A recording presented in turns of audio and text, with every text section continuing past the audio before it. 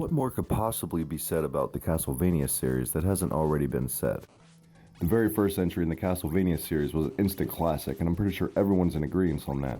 The second Castlevania game, well, that's where people differentiate on. I'm not a big fan at all of that one. Castlevania 3 Dracula's Curse is extremely popular and an excellent classic game, however the difficulty might shy a few people away from it. Well, that's one thing that can be said about all the NES Castlevania games, the difficulty. The difficulty is legendary in these games, especially with Castlevania 3. In 1991, Konami released one of the most popular and greatest video games of all time with Super Castlevania 4. Yes, the difficulty returns, but with the addition of an 8-directional whipping movement, it made it much more tolerable, especially on stairs. And like in nearly every aspect of entertainment, when you have such a perfect and popular release, which will definitely go down as one of the greatest video games of all time, you set yourself up for failure almost because you're raising the bar that high that it's almost impossible to meet fans' expectations in further releases. Now for handheld gamers at the time, there were really only 2 entries in this period in the Castlevania series that were accessible. The first Castlevania game on the Game Boy, which is just god-awful and so slow. But the second game on the Game Boy, Belmont's Revenge, is an excellent addition and in my opinion the true sequel to the original Castlevania on the NES. Now I'm fully aware that when you claim a game title is your favorite for that certain system, you set yourself up for criticism and certain bashing. I don't care. Today we're going to look at my favorite all-time Sega Genesis Mega Drive game, Castlevania Bloodlines, released in 1994 by Konami.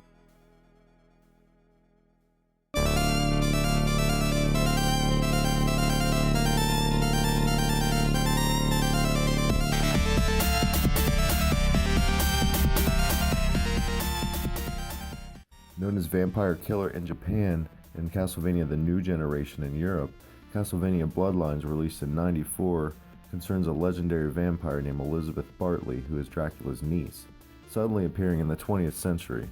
Plotting a sacrificial war in order to bring her uncle back to life, she orchestrates the beginning of World War I. Quincy Morris's son John and his best friend Eric Lacard vow to take up the fight against evil. Together they manage to prevent Dracula's full resurrection. Bloodlines is also one of the first Castlevania games that does not take place entirely inside Dracula's castle. It takes place all throughout Europe. Now at the time, Castlevania games didn't really give you an option to have multiple characters aside from Castlevania 3 Dracula's Curse. And the 2 characters in this game, as previously mentioned, John Morris, who's the actual descendant from the Belmont family, and Eric Lacard, play totally different but are both very good. John Morris is your classic Castlevania protagonist as he has the whip. He doesn't have all 8 directions as in Super Castlevania 4 with Simon Belmont, but in this you get 6 directions. And it's weird though when you can only attack diagonally while jumping in the air and you can't whip your whip straight up. It can only go diagonal even if you press up. Now admittedly, every game has its flaws, and as perfect as I usually feel this game is, this is my biggest complaint in this game. Why couldn't you just whip straight up? I don't really see why the development team couldn't just add this in. Anyway, getting off track, we're here to talk about the history, not the actual gameplay. Just know, an early Castlevania game was near perfection at the time, and this was no different. The game was originally released as a side story of the Castlevania series. The incredible soundtrack of Castlevania Bloodlines, which is one of definitely the best soundtracks on the Sega Genesis, was composed by Michiru Yamane, who later garnered acclaim for her score in Symphony of the Night and other handheld Castlevania releases. There is also a secret code in Bloodlines which lets you hear Vampire Killer, Bloody Tears, and Beginning, 3 classic Castlevania tracks, which you need a code to unlock. This version of Bloody Tears definitely gives previous versions a run for the money.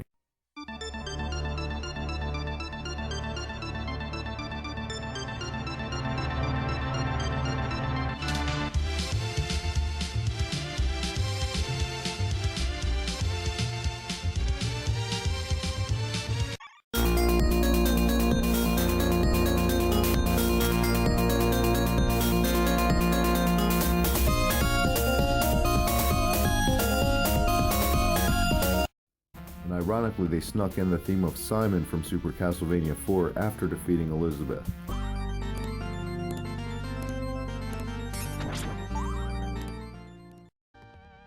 Castlevania Bloodlines underwent censorship during localization to PAL regions in Europe and Australia, however. The word blood was kept out of the title at the time, which was a stupid change. Therefore, the title was altered to Castlevania The New Generation. When the game starts, the blood from the bottom of the title screen was changed to water. Another thing that was changed for the title screen is that the North American and Japanese versions had blood dripping effects from the title to the blood pool, but in the European version, the title screen just faded in through pixelated text and had no blue water dripping effect. The zombies were also changed from pink to green to make them less gruesome. In the European version, Eric's spear does not impale him after he dies. There was a rearrangement of enemy placement as well, making the difficulty either easier or harder depending on where in the game the player is. And only some sub-bosses use the life bar meter to show damage, whereas others do not. The game isn't the hardest in the Castlevania series, but it definitely has its moments. Eric Lacard has a few different unique abilities with his spear which make it a little easier, especially the crouching charge jump, which can get you through some tough situations. As far as John Morris, it's pretty standard fare, and if Castlevania purists would usually pick John Morris over Eric Lacard, ironically, as much as I love this game, I prefer Eric Lacard after years of playing this.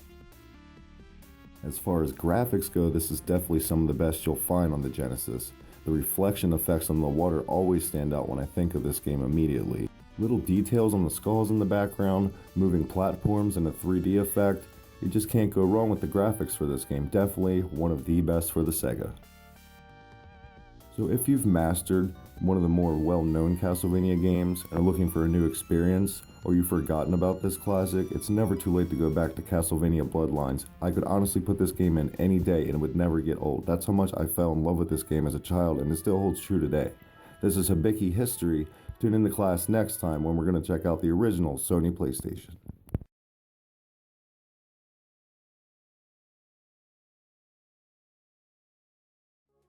Hey guys, thanks for checking out the channel. Make sure to hit that subscribe button down below if you like what you've seen so far. There's tons of video game music, retro reviews, and Hibiki history still to come. Also, if you're hip to the Twitter machine, you can follow me on Twitter and the Hibiki TMD Facebook group. Thanks again for stopping by.